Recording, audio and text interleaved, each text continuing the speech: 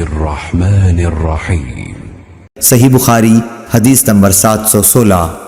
ہشام بن عروہ نے اپنے باپ سے روایت کیا ہے، انہوں نے ام المومنین حضرت عائشہ صدیقہ رضی اللہ تعالی عنہا سے کہ رسول اللہ صلی اللہ علیہ وسلم نے مرض الوفات میں فرمایا کہ ابو بکر سے لوگوں کو نماز پڑھانے کے لیے کہو۔ حضرت عائشہ رضی اللہ تعالی عنہا کہتی ہیں کہ میں نے عرض کی کہ ابو بکر آپ کی جگہ کھڑے ہوئے تو رونے کی وجہ سے لوگوں کو اپنی آواز نہ سنا سکیں گے، اس لیے آپ عمر رضی اللہ تعالی عنہ سے فرمائیے کہ وہ نماز پڑھائیں۔ آپ نے پھر فرمایا کہ نہیں، ابو بکر ہی سے نماز پڑھانے کے لیے کہو۔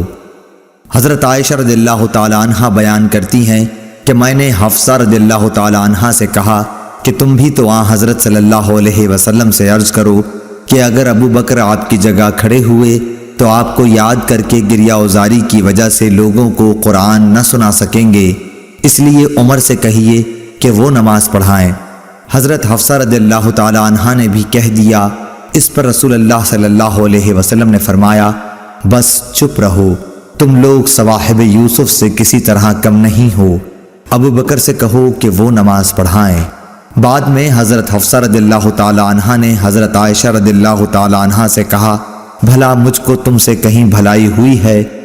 صحیح بخاری حدیث نمبر 717۔ سالم بن ابو الجعد نے کہا کہ میں نے نعمان بن بشیر رضی اللہ تعالی عنہ سے سنا کہ نبی کریم صلی اللہ علیہ وسلم نے فرمایا، نماز میں اپنی صفوں کو برابر کر لو، نہیں تو خداوند تعالی تمہارے منہ الٹ دے گا۔ صحیح بخاری حدیث نمبر 718۔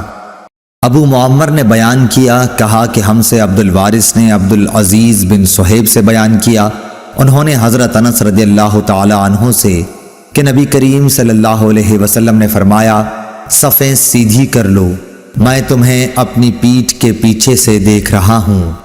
صحیح بخاری حدیث نمبر 719۔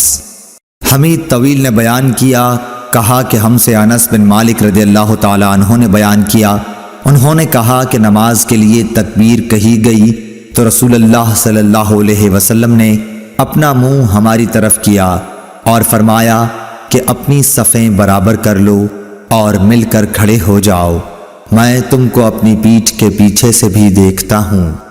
صحیح بخاری حدیث نمبر 720۔